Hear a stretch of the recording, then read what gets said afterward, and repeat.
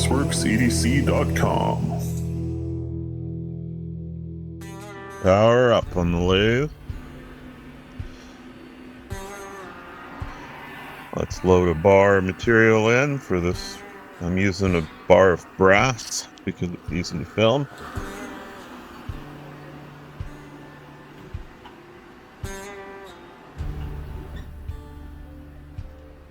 So the first thing I do is I set the length of my part sticking out from the chuck. The chuck is what grips the metal and allows me to cut it.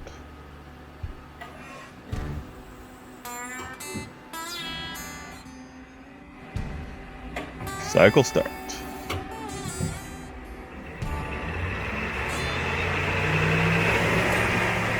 Handmade in Canada.